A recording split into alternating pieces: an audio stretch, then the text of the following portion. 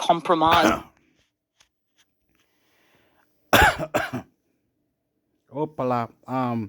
The guy tells you what to do. Oh, I had a cough. And anyway, the Optus phone company code hacked, and more than 10 million people own it. I don't know how this works or how whatever, but anyway, here we go. Here we go. It's the Bobcast, and it only goes for 7 minutes. But since I'm talking, it's going to go for 8 or 9 now, or 10 or 20, 50. Anyway, listen to this carefully. If you're from Australia, I'm in Australia, so I would like to know why they're doing this. How do you, in the future, cyber hack or whatever it is, this is going to go for a long time now. Anyway, cyber hack and how this works or something, or because if there is something that goes into the computer and things and they know everything, how can you stop this cyber attack? So I'm going to have to whatever find out, whoever, wherever, how, what, everything, the whole lot. And this is not meant to happen to companies. I was talking about this many months ago about it, and we are slow. We are very slow or something. We want to buy submarines. We want to buy things that are advanced technology, and somehow we're slow. My phone still says 4 gigabytes. I mean, 4G, or it's not 5G. I don't have 5G. I don't understand why I don't have 5. I'm slow. My phone's slow. Everything's slow. My computer's slow. I don't get it. I don't understand how to prevent or where to prevent or something like this, that, and the other. What are the issues? Where are the issues? Maybe cleaning up or settings or changing passwords or doing things or combining, or maybe someone is clever, can say do this and boo boo boo, and that make sure that you haven't been hacked or whatever the words are. But people very nasty or very wild, very clever coding or cyber team or cyber security into it, doing it. You know what I mean? How do we kill them to stop doing it? Because if the hospital, there's many companies hospital, this, that, so many, the heaps, they've been done, and well, it needs to be stopped. Somehow they're selling this equipment in Israel or something, or somewhere. I remember some bobcasts I did, and they were selling these things to do, how to. Anyway, people can learn this in the black web or wherever it is. It's incredible. If you put your mind into your mind, where your mind is, you can be a cybersecurity intellect doing it. And you're going, wow, they've done over this building, they've done over this, they've done over this shop and this company, and oh my God, on and on and on and on and on and on. And like nuclear bomb as well, rockets to like what North Korea does as well. That's is a thing, and many people that are in the government should debate or information or something cyber security or data or option or people like Facebook and all this. It could be hacked over and over and over and over and over, and it's just on and on with the rules with the website, because multi-maker money is a multi-maker money. That website was multi-maker money. It was making multi-money, like you press here, you do this, you go do whatever you did that in that website. You went to different opinions, different debate, different groups, different platform, and the website was doing that, and you all that, and they made multi points and money, and they were selling your data to other places. Your third party, they were selling it, but the third party wasn't making nothing out of your name, but or anything. What they were doing is they were gaining points and this and that, and they were gaining money. They were overload. They were rich, mate. They were over the rich. Money. They made a killing. While the little people who got nothing and go, oh my God, this cybersecurity data breach is incredible. How do we stop it? Where do we stop? How to be more safer, more nicer, more security, more understanding? YouTube. I heard that YouTube was down 38 hours ago because no one could go live, and it was disgusting, and people wanted to watch the soccer or something, the football, and on YouTube. And all these Alex Jones, the radio reporter, all not good. They're picking on people sometimes for breach of freedom of speech, and understand. I I get so nervous. Like, why breaking me down like China or anyone in the world or European, or how we be, letting whatever, because we try, we have to move out and go to another platform, and then move to another platform, and different website that does the same thing as that alternative platform for this, alternative platform for that. We cannot be doing. It's incredible how you be thinking in your mind, oh, how can all this happen in the world if they're gonna have satellite antennas that we're going to buy, that many gadgets, many things that connect to the internet, like smartwatch and everything, and that you are whatever, and it's not secure or money maker or any direction that is. You got bombarded, you got fish track, or your security data is breached, and you're hacked, and you're this and that. It's disgusting, man. Disgusting. How do I don't know. I'm simple. I'm very nice. I'm very good. After all this that I do, swearing, fuck off, get fucked, motherfucker, eat shit, dog. I do very little to secure myself. I am very nice. I'm very good. I love myself. I'm into myself. Value myself. I go YouTube and share to different platforms. I do a lot on YouTube. I like YouTube. YouTube was and this that, and when I go to my bank, or anywhere where there's internet or multitasking with internet or money, or ATM where you get your money out, or you live in another country, whatever it is. By listening to me, I do what I can, how I can, and got to do, listen and reply, debate, questions about the markets, about things. That's what my YouTube channel is. It's about combining technology, sport, any news, anything, marketplaces. Africa, I love Africa. I love Germany. I love Sweden. I love America. Joe Biden, I love you. I love Chile. I love Argentina. I love Australia, New Zealand. I love you so. Filipino, Vietnam, China. I love you so. Russia. I love you so. I love you. I love you. But we need to combine this and make it safer, more in the elect people that do not. This is crazy. This is crazy. So, cyber security, or cyber security, where the hacker is doing this. So I'm gonna debate my mind, and I'm Intermix Ector, the website, YouTube, Facebook, everything combined to lawsuits, European Union. Russia is not trying to kill anyone. We need just to stop fighting and get off the planet.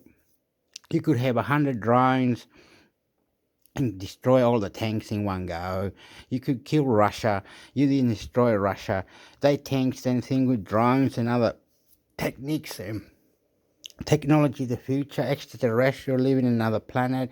Why say sorry to the natives? Why say no? Why say this? Why is that? Security, security, security. Here goes the news. This is where the um telephone company called cyber attack, and you will see, you will hear it. And more, and one more thing, my family, they cook food and they live in the house. They also they couldn't feel like going overseas anymore. They feel sick. They feel very, very sick, and they're saying, "What? How?" Question. They ask, "Do you need help or any what help? Or how do we go over to Chile?" And they know how to do this, but they're just sick. They don't want that. They just it's sad. It's sad. They ask for coronavirus shot, so you gotta have your vaccine and all this stuff, and Chile vaccine and all this stuff, and why haven't they killed the virus? They're very angry and they're aggressive and disgusting. It's blowing up bombs and World War III. What is the question of reality? Are we safe? Are we into what? How will this become internet famous? How will become internet aficionado? How do we become internet going there, going this, going this? How is internet my God, who created this? Why don't press bottoms to bottom to bottom? Anyway, one day they said they're going to fix Google, and Google search engine was going to be more safer, more prouder. Do whatever you want, love it. Freedom of speech, freedom of this, freedom of that, freedom of everything. No copyright, nothing. Good shit. I love you. Everything. The whole law was going boom, boom, boom. Very, very nice. Like, I love you, YouTube. I love you, YouTube. I love you, Facebook. I love you, Google. I love you, Twitter. I love you all. But we are having interaction, moving into different connections, share, like, and everything. You've been there too many times. You spend too much on social media. You do too much on internet. A lady I've seen. Oh yeah. Who cares about the lady African or whoever it is, so sexy who, and they want to meet you, and could be anyone. It's all corrupt. Corruption and blood and love and relationship going togetherness. And I love you. Here we go. Optus data breach. That's what I got to tell you. And Australia. Be into where you can kill the cyber, where you can kill the attack, where you can kill the cybersecurity problems, the issues where the attacker is doing it. Stop it now. Kill it. If you have ever had an account with Optus, then you could be one of 10 million Australians whose data has potentially been compromised in what could be Australia's largest security breach. Just think about the scope there. The news of the cyber attack came to light yesterday. James Patterson is the Shadow Minister for Cyber Security and our guest this morning. James Patterson, welcome. Good morning, Patricia. Our intelligence agencies are working with Optus to work out who's behind this attack. Is there any likely source for this cyber breach? Patricia, I don't want to wildly speculate about who it is, but there are a range of actors who are interested in data like this, which range the full spectrum from state-based actors to more criminally motivated gangs. Typically, when there are personal details harvested on a very significant scale, it is most often people who have a criminal or economic motivation in doing so. But I'll wait and see what our intelligence agencies and Optus have to say when they get further into their investigations. Okay, how will we work out if it was a foreign actor that is responsible or a criminal network? That's a great question, Patricia. It's part art and part science. There are some indicators of the way in which people enter into a network, seek to breach a network, which are telltale signs of particular actors. And sometimes it's possible to reverse engineer the pathway that they got into a network. But in other times, if you're dealing with a really sophisticated adversary, they're very effective at masking their entry. Other times, they out themselves. Ransomware gangs often say, we have conducted a ransomware attack and you have to pay money to us in this account.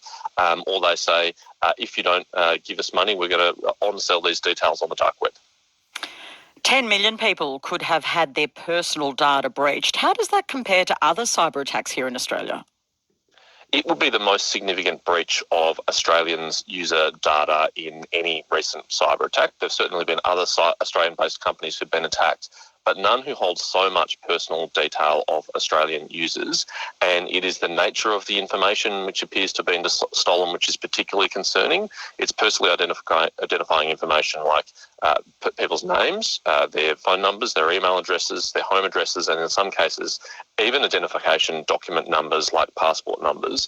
And the worrying thing about that is the building blocks for engaging in identity theft, and it could be used to victimise these people to further crimes.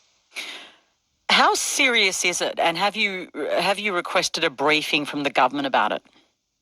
It's very serious, and I'll be writing to the government today to seek a briefing from them because it's important that the opposition is able to make a contribution to this discussion in an informed way, and because I'm interested to understand both how Optus has handled this but also how the government has handled this.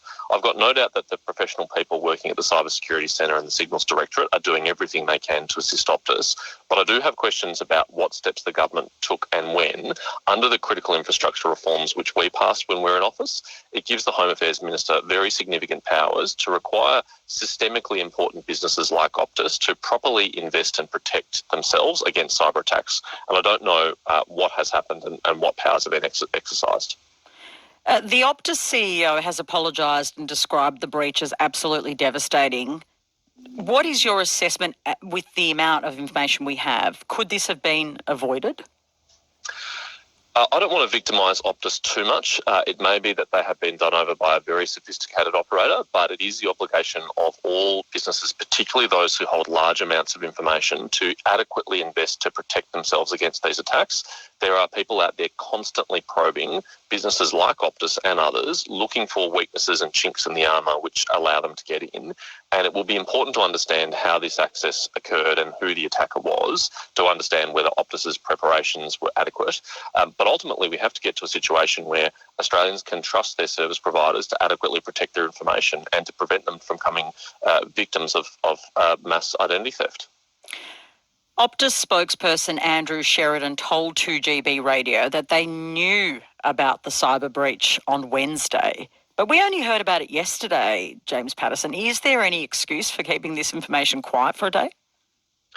I'll be very interested to see the detailed timeline of events when it is available, because it is important that companies are upfront and public when these things happen, that they inform their users, because sometimes the most important thing we can do to protect ourselves is at the individual level. Users can change their passwords, they can start to monitor for suspicious activity on their accounts, but if they're not informed, then they don't have the opportunity to do that. So it will be important to understand the chain of events at Optus, including when they chose to inform the regulators, law enforcement bodies, and our cyber intelligence operatives. Yeah, but on face value, and as you say, you want to know about the timeline. I understand you're trying to collect the information, but we know, based on their own admission, that they knew on Wednesday, but we found out yesterday. We know companies work very much on public relations, as do governments, and how to share information. Is it appropriate when it's that many Australians and their private data?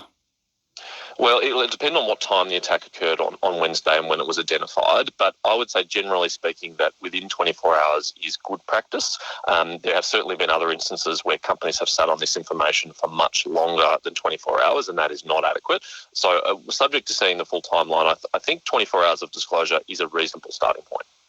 And so what's next, in your view? Obviously, there are many people right now listening to this show who are Optus customers, either currently or formerly, and are probably very worried about what situation this puts them in. What can the government and the company do to assuage those concerns?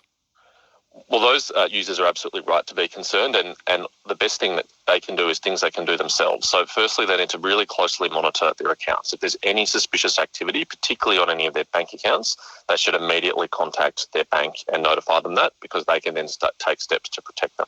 They also need to really be very diligent about any incoming communications that are suspicious in nature. Any text messages or emails that they might receive, or even phone calls they might receive, which will try to get them to click on a suspicious link or try to get them to hand over further information such as a password. Don't trust any suspicious suspicious communications. And then finally, users might like to consider changing their passwords of potentially affected accounts, particularly the email address that was associated with the account, or even the bank password if necessary. Thank you so much for joining us this morning. Thanks, Patricia. James Patterson is the Shadow Minister for Cyber Security, and Breakfast requested an interview with Optus and the Home Affairs Minister Claire O'Neill, but they declined our requests. Stream any ABC radio station live and on the go. Okay,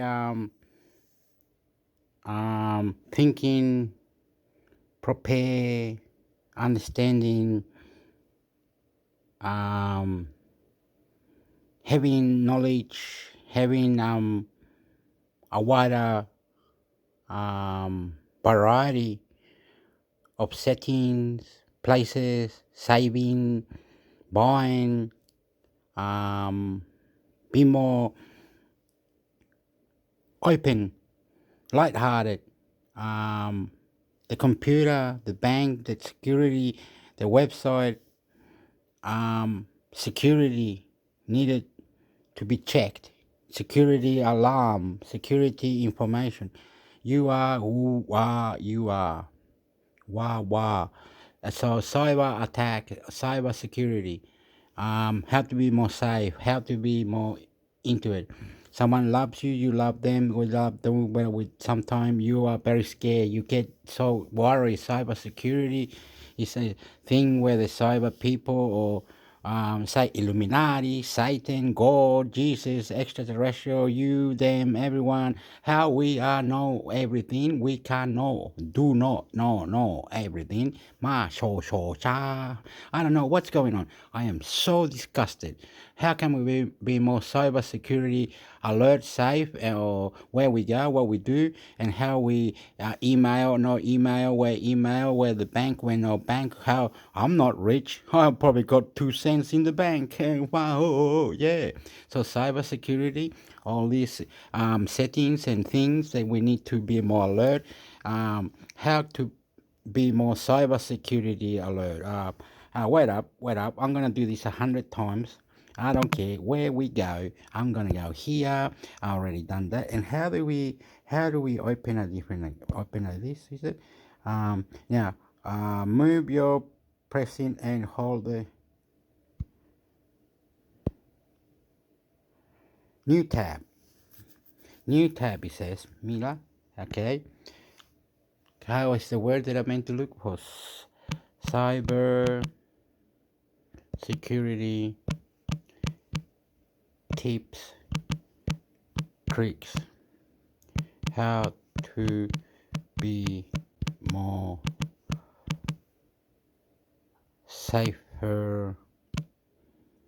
safely online. Okay, 12 simple things to do to be more secure. Install an antivirus. Yeah. Okay, and keep update to explore the security tools you install, use. Yep. Login. What is 5 tips to online safety? What are the basic tips for safety? What are the 10 online safeties? Cyber security tips, how to stay safe. And okay, what are we what is the tips on how can we copy that like that? Amigo, what, amigo, oh, mira, se va para arriba, po. What is the amigo, aquí a la cala, a pula. Oh, you can just read it, how to be more safe, and then I was gonna just go like this. So the word is how to be more cyber safe online. How to be more cyber safe online, and then you go out of here.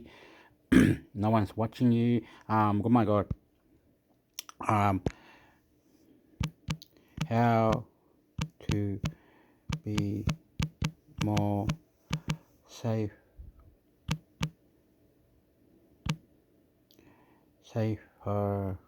safely, safety, safer, safety, saber, saber,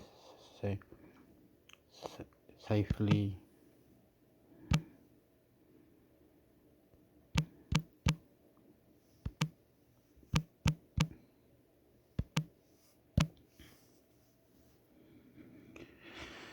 Okay, I don't know what I'm doing now. This is the episode to hear the inside of the story of cybersecurity 2022 and anonymous service. With this episode, report the abuse of resident IP proxy services.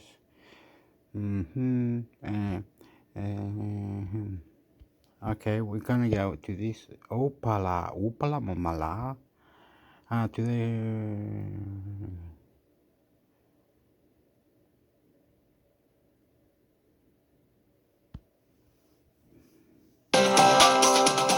An anonymous service that can get you hacked, infected online restaurant platforms attacked, a Mac backdoor discovered, and more.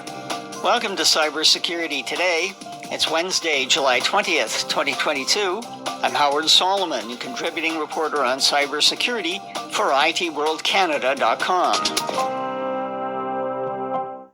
Looking for ways to be anonymous on the internet? Be careful.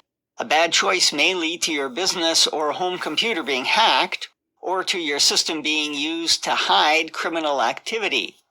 That's the warning from researchers at the University of Sherbrooke, Quebec.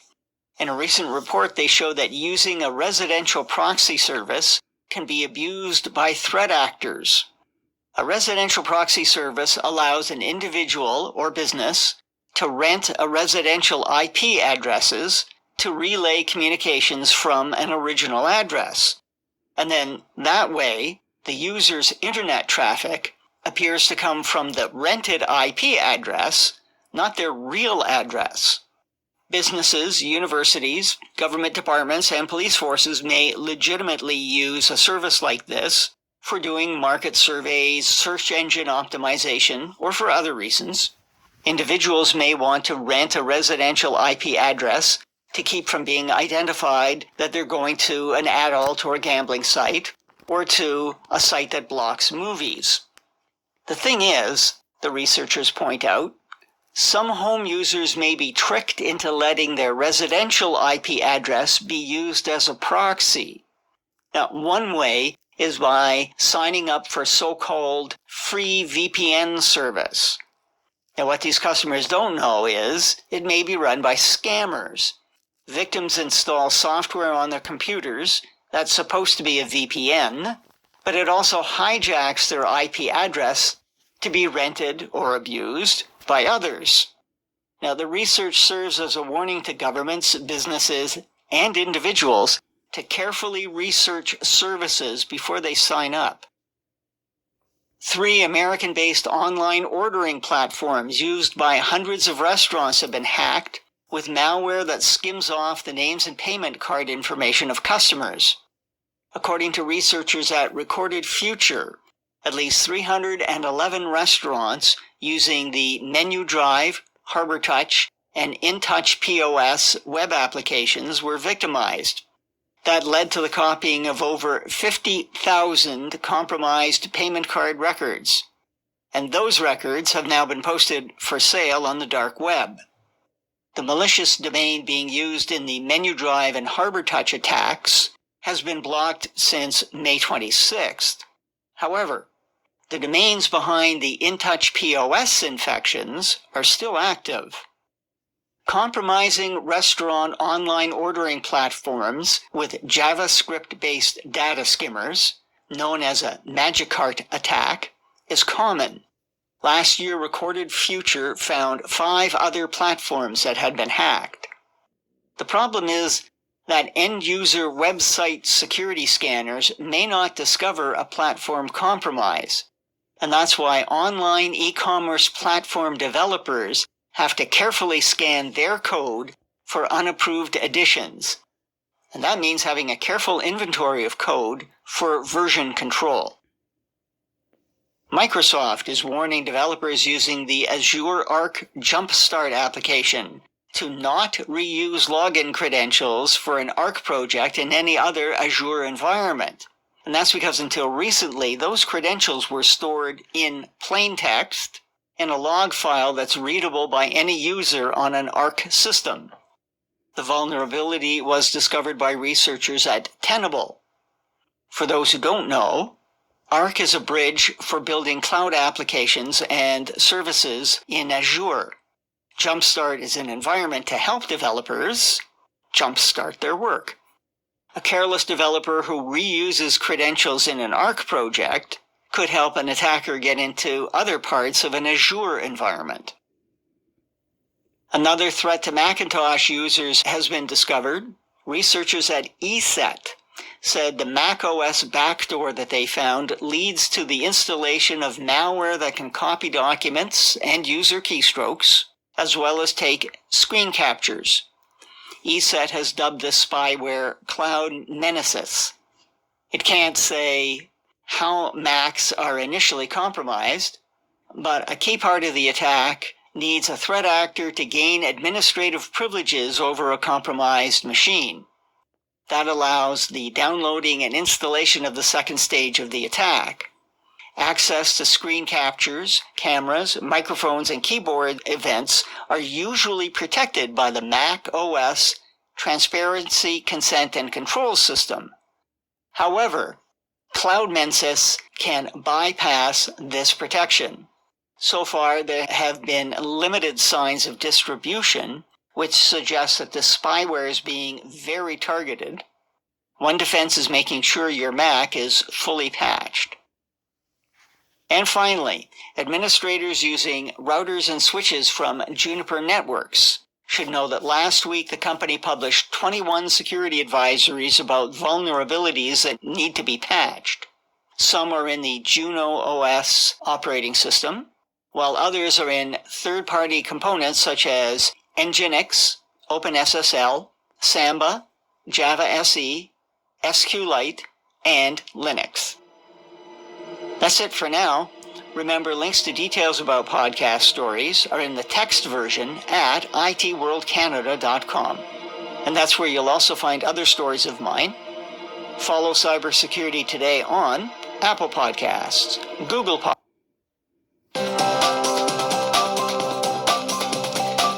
Welcome to Cybersecurity Today. This is the Week in Review edition for the week ending Friday, September 23rd, 2022, from Toronto. I'm Howard Solomon, contributing reporter on cybersecurity for itworldcanada.com.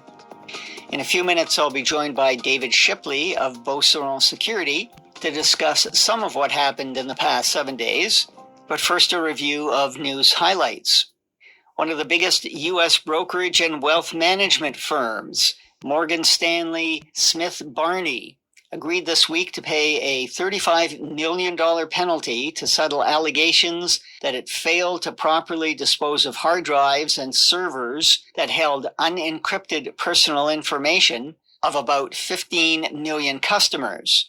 The U.S. Securities and Exchange Commission said over a 5-year period, a moving company with no experience in data destruction was hired to decommission the devices. But the moving company sold the equipment to a third party who resold them on the internet. Anyone who bought the devices would have been able to see confidential information.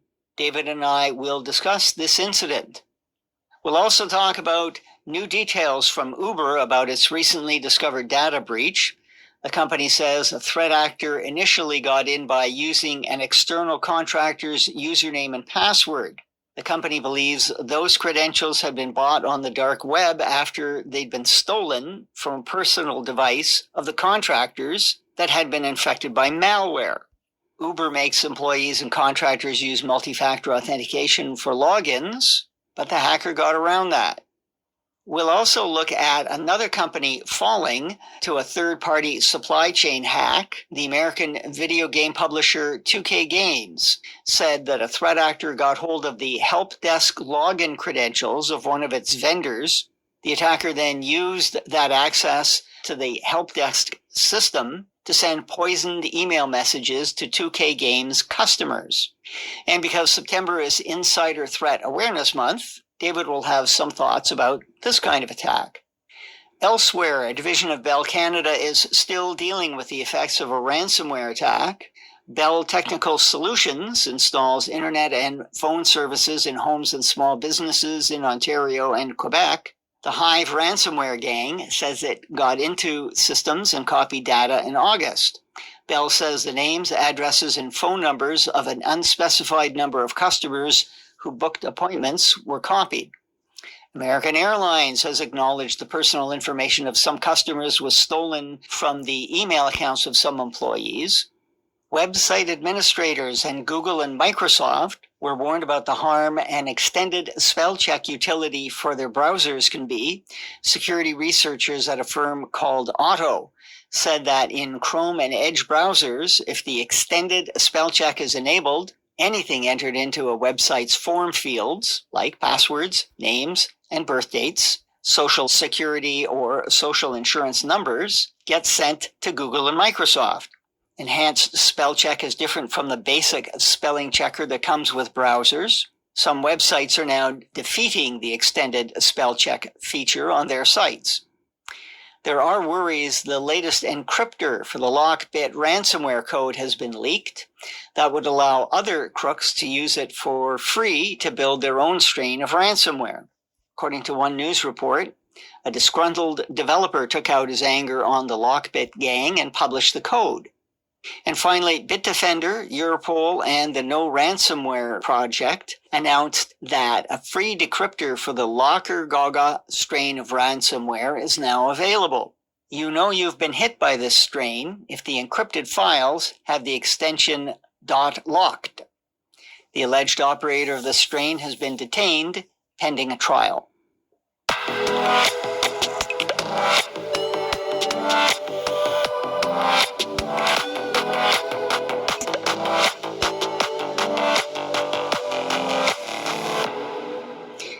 We're joined now from Fredericton, New Brunswick by David Shipley of Beauceron Security. Hi there.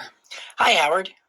Let's start first with the fine that Morgan Stanley's Wealth Management Division agreed to pay to settle allegations that it failed over 5 years to safely protect the personal information of customers by not encrypting their data and then by failing to oversee the proper destruction of the hard drives and servers that the data was stored on. As I said at the top of the show, unknown to Morgan Stanley. Well, time and time again, we get warnings from cybersecurity experts and even the government to maintain the highest level of vigilance when it comes to transacting online, to constantly changing your passwords, protecting your identity online, and never falling for scam emails. And while you may be doing all you can, once you hand over details to big corporates, it's up to them to protect your precious information. Well, today we've learnt that millions of people's details may have been breached at one of the country's largest telcos, Optus. The telco has notified the Australian Federal Police that a cybersecurity breach has potentially compromised the personal information of millions of Australians. Optus Chief Executive Kelly Bayer-Rosmarin has apologised to customers. We're so deeply disappointed because we spend so much time and we invest so much in preventing this from occurring. Our teams have been very active and thwarted a lot of attacks in the past. We're very sorry that this one was successful, and I'm very sorry for all our customers and our people that this occurred. Alistair McKibben is Chief Strategy Officer for the cybersecurity company CyberCX and is the former National Cyber Security Advisor. Up to 9 million customers may have been affected by this breach, Alistair. Optus says it shut down the attack immediately, but how reassured are you by this? Well, good afternoon, Catherine. Look, it's a huge number of people, right? I mean, the sheer number here is concerning, but on the upside, and this might come as a surprise to people, I think it's really impressive that Optus has come out so quickly to talk about this. In the 20 or so years that I've been involved in this space, if you go back to the start, this wouldn't have been spoken about at all. It would have been covered up. Laws have changed. There are requirements for companies now to report to government. Clearly, Optus has reported to government, but they've gone a step further and actually started to talk about this with the public, even when the amount of information they have isn't significant. So there's a lot of water still to go under this bridge to work out what's actually occurred. But I think it's a credit to Kelly Bay Rosmarin that she's actually come out and started talking about this. But even though that the company has to, as you just rightfully said, notify any breaches to the notifiable data breaches scheme? Yes, they have to notify the Privacy Commissioner. That legislation has been in place for several years now, and the telecommunications companies are also under other sort of cybersecurity legislative regimes. It was called TSSR, and that was moved again by Parliament, enacted by Parliament several years ago.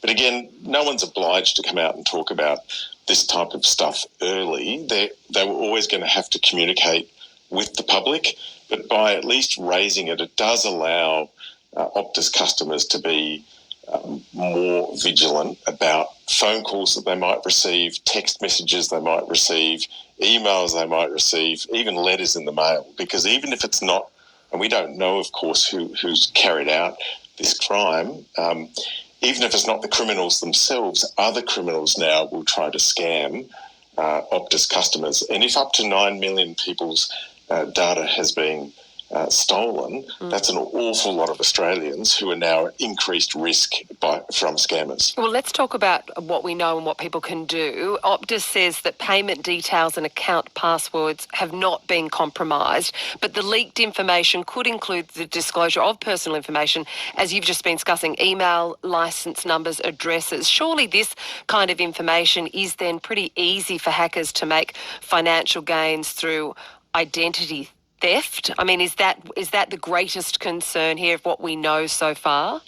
Yeah, look, absolutely. The more information criminals have about us as individuals, the easier it is for them to do things like obtain credit in our names. So every person, I'd advocate, by the way, that every Australian should check their credit history, should actually actively monitor that. There are services you can pay for to do that on a monthly basis, and to alert you if there are changes. And every Australian has a right to free credit checks at least a couple of times a year. And I'd recommend all Australians should do that. But there's an added risk here, and that is that now the contact details of millions of people could be in the hands of criminals. Those criminals could actually just be contacting those Australians and try to get them to provide even more information. You can imagine how copycat criminals might try now calling Optus customers and saying, it's Optus, or it's the police, or it's a credit company. You were involved in the breach, and they'll actually know that up to 9 million Australians will go, yeah, look, I was, because I'm an Optus customer. So it just adds to the ability for scammers to cause us harm. There's no cause for panic here. The other thing I'd say, though, and I know that sounds strange, because these threats are now always affecting every Australian every day. We've all received scam calls and text. I'm sure all of you listeners have, and probably this week they've received those. So they've just got to be a bit more vigilant. The other thing I'd say is any organisation that collects a lot of data, and that obviously is a telecommunications company, but a whole range of other large organisations, government and non-government, that we rely upon to collect data, all of them are subjected to criminal attention on a daily basis. And cybersecurity is a risk management game. It's a tough game. You've got to be right all the time. And the offender, unfortunately, only has to be right once. So we have to be careful too. I'm not saying that this is good that it's happened, and I'm not saying there aren't significant things to learn, and I don't know the circumstances of the actual breach. It might have been negligent, but it may not be. It could just be just the fact that these are complex systems that we run, and criminals, can be pretty smart, unfortunately. And I know that doesn't sound great to the average consumer, but it is the reality of connected technologies. Before we move on to just what honeypots these big corporates can be because of the data that they hold for the criminal attention, we've spoken a lot about what consumers can do here to be vigilant, to get free credit checks, to look out for emails, letters, phone calls, scams, etc. But is there anything that Optus can be doing right now to help protect customers who may have been caught up in this, help them mitigate against any future risk? Yes, absolutely. There's a lot of precedent for organisations actually to pay for that sort of the what I call the platinum level monitoring of people's credit. So it could well be that Optus will cover the costs associated with active monitoring of people's credit files for a certain period. That might be a decent thing for them to do.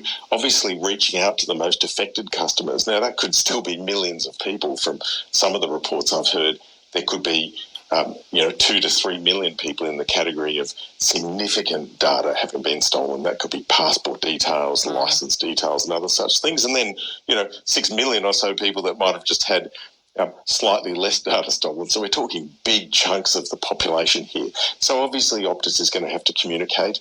There are fantastic services out there like ID Care.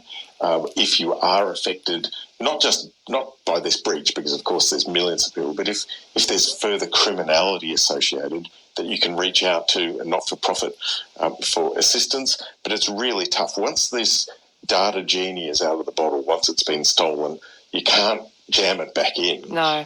So this information is now out there. There's tens of billions of pieces of data out there on the dark web that have been stolen from big trusted global service providers and Australian companies over the years. So this just adds to that collection that criminals can draw upon.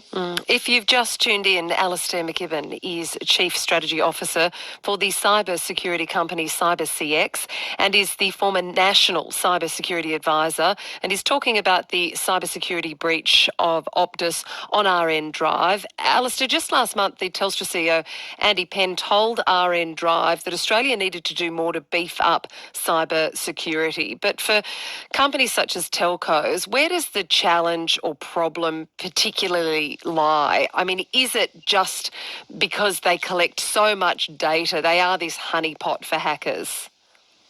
Well, when you think about a telecommunications company, they have lots of what you'd call crown jewels. Obviously, the customer database, which has been breached here with Optus, is one of those crown jewels. But again, if I'm being glass half full today, which I clearly am, they have other crown jewels, like the actual operation of their network. And there seems to have been no impact on the ability of Optus customers to make calls. That would be more critical, of course, because that's really critical infrastructure. Andy Penn's right. Andy, when he was the CEO of Telstra, made really significant moves to reduce the likelihood that Telstra networks could be used to send spam texts and receive. We've all received those spoofed phone calls that are not just annoying but criminal. So Andy did a lot as the Telstra CEO, and I think all telecommunications companies need to do more to stop their networks being abused by scammers. Clearly, and Optus has shown this today, more needs to be done to protect the data that's collected. While we note that this is a risk management exercise, clearly risk has been realised here and that's going to be harmful. And then as a society, we need to do more in terms of how we push cost into criminal operations and how we reduce the likelihood of nation states being able to harm us while allowing Australians to actually go about their normal business. And that's a work in progress. You've said I was the former National Cybersecurity Advisor. I was in that role for some years, and we built, I think, better systems, and my successors continue to do that in government to make it harder for criminals and easier for us to be using technology. A very big challenge nonetheless. Alistair, great to talk to you. Thank you for your time. Thanks so much. Alistair McKibben is the Chief Strategy Officer for the cybersecurity company CyberCX, and as he just mentioned, the former National Cybersecurity Advisor. Listen to more great stories that take you beyond. Okay, I gotta go now. I don't know, there's a lot of things that the world needs to learn, and because They might have security there, security here, but in this other part, nothing. They forgot. They miscalculated it, and things went wrong, and it was hacked, and it was silly. I don't like it. I don't believe it. I don't trust it. I don't know what. Any questions, reply, tell me something, because what is cyber security? What is cyber community? What is cyber tips? Anyway, will you teach? I'm into mix, Hector. What happened here? Anyway, I'm going. I gotta go. Marry me. I love you, T. Papa baby. Oh my God. Oh, excuse me. Subscribe to Intermix Hector. How do you do it? I'm on YouTube, on Facebook, el amor, cariño. Up here. Whoops, sorry. Thank you.